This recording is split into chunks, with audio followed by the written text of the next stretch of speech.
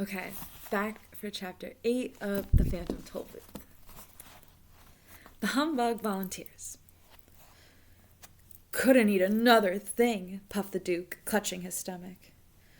Oh my, oh dear, agreed the minister, breathing with great difficulty. Mumbled the Earl, desperately trying to swallow another mouthful. Thoroughly stuffed, sighed the Count, losing his belt. Full up, grunted the secretary, reaching for the last cake. As everyone finished, the only sounds that could be heard were the creaking of chairs, or the pushing of plates, and the licking of spoons, and, of course, a few words from the humbug. A delightful repast, delicately prepared and elegantly served, he announced to no one in particular. A rare feast.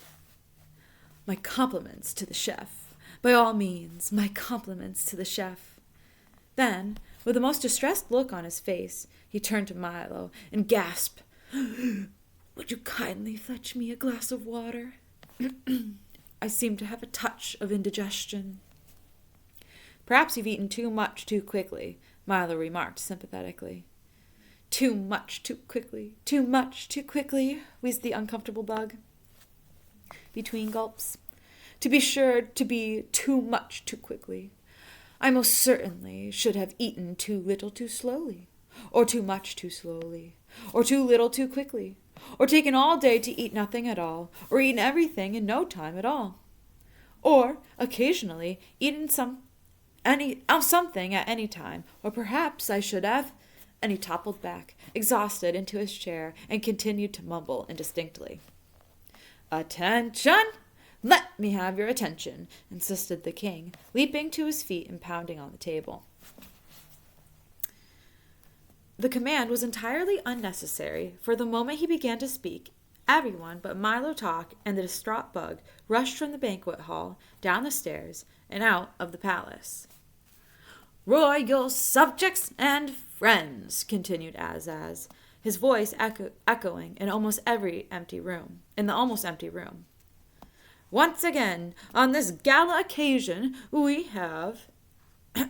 Pardon me, coughed Milo, as politely as possible. But everyone is gone. I was hoping no one would notice, said the king, sadly. It happens every time. They've all gone to dinner, announced the humbug, weakly. Just as soon as I catch my breath, I shall join them. That's ridiculous. How could they eat dinner right after a banquet? Asked Milo. Scandalous, shouted the king. We'll have to put a stop to it at once. From now on, by royal command, everyone must eat dinner before the banquet. But that's just as bad, protested Milo. You mean just as good, corrected the humbug. Things which are equally bad are equally good. Try to look at the bright side of things. I don't know which side of anything to look at, protested Milo. Everything is so confusing, and all your words only make things worse. How true, said the king, resting his regal chin on his royal fist as he thought fondly of the old days. There must be something we can do about it. Pass a law, suggested the humbug brightly. We have almost as many laws as we have words, grumbled the king. Offer a reward, offered the humbug. The king shook his head and looked sadder and sadder. Send for help, drive a bargain, pull the switch, file a brief, lower the boom, tow the line, raise the bridge, bar the door, shouted the bug, jumping up and down and waving his arms. Then he promptly sat down as the king glanced a furious look in his direction. Perhaps you might allow rhyme and reason to return, said Milo, softly, for he had been waiting for a moment for such an opportunity to suggest it. How nice would that be, said Azaz, straightening up and adjusting his crown. Even if they were a bother at times, things always went so well when they were here.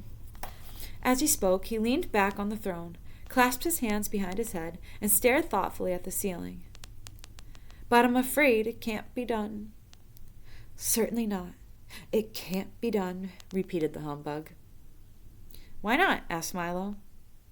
Why not indeed? Exclaimed the bug, who seemed equally at home on either side of an argument. Much too difficult, replied the king. Of course, emphasized the bug. Much too difficult. But you could if you really wanted to, insisted Milo. By all means, if you really wanted to, you could, the humbug agreed. How? Asked Azaz, glaring at the bug. How? Inquired Milo, looking the same way. A simple task, began the humbug, suddenly wishing he were somewhere else. For a brave lad with a stout heart, a steadfast dog, and a serviceable small automobile. Go on, commanded the king. Yes, please, seconded Milo. All that he would have to do, continued the worried bug, is travel through miles of harrowing and hazardous countryside, into unknown valleys and uncharted forests, past yearning chasms and trackless wastes, until he reaches Digitopolis. If, of course, he ever reaches Digitopolis. Then he would have to persuade the mathematician to agree to release the little princesses. And, of course, he'd never agree to anything that you agree with. And, anyway, if he did, you certainly wouldn't agree to it. From there it's a simple matter of entering the mountain of ignorance, full of perilous pitfalls and ominous overtones, a land to which many venture but few return, and whose evil demons slither slowly from peak to peak in search of prey. There is then an effortless climb up 2,000 steps up a circular staircase without a railing in high winds at night. For in those mountains it is always night. To the castle in the air. He paused momentarily for a breath and began again. After a pleasant chat with the princesses, all that remains is a leisurely ride back through those chaotic crags, through frightening fiends who've sworn to tear any intruder from limb to limb and devour him down to his belt buckle. And finally, after the long ride back, a triumphant parade, if, of course, there's anything left to parade, followed by hot chocolate and cookies for everyone.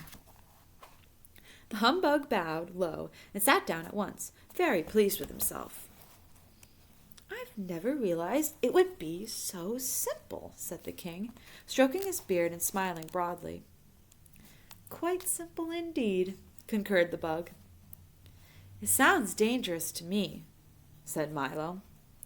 Most dangerous, mumbled the humbug, still trying to be in agreement with everybody.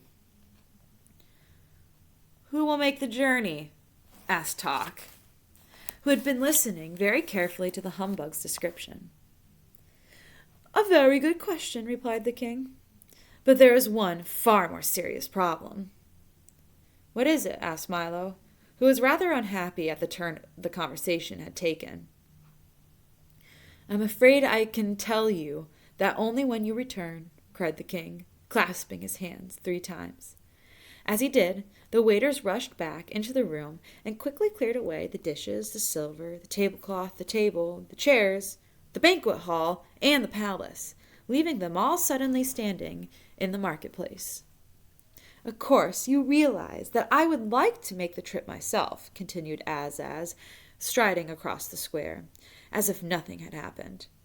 But, since it was your idea, you shall have all the honor and fame. But you see, began Milo. Dictionopolis will always be grateful, my boy, interrupted the king, throwing one arm around Milo and patting Talk with the other. You will face many dangers on your journey, but fear not, for I have brought you this for protection. He drew from inside his cape a small, heavy box about the size of a school box and handed it ceremoniously to Milo. In this box There are all the words I know, he said. Most of them you will never need. Some you will use constantly. But with them, you may ask all the questions which have never been answered, and answer all the questions which have never been asked. All the great books of the past, and all the ones not yet to come, are made with these words. With them, there is no obstacle you cannot overcome. All you must learn to do is use them well in the right places. Milo accepted the gift with thanks, and the little group walked to the car, still parked at the edge of the square. You will, of course, need a guide, said the king, and since he knows the obstacles so well, the humbug has cheerfully agreed to accompany you. Now see here, cried the startled bug, for that was the last thing in the world he wanted to do. You'll find him dependable, brave, resourceful, and loyal, continued Azaz. And the humbug was so overcome by flattery that he quite forgot to object again. I'm sure he'll be a great help, cried Milo, as they drove across the square. I hope so, thought Talk to himself, for he was far less sure. Good luck, do be careful, shouted the king, and down the road they went. Milo and Talk wondered what strange adventures lay ahead. The humbug speculated on how he'd ever become so involved in such a hazardous undertaking. And the crowd waved and cheered wildly, for, while they didn't care at all about anyone arriving, they were always very pleased to see someone go. That is the end of Chapter 8. I will see you for Chapter 9 tomorrow.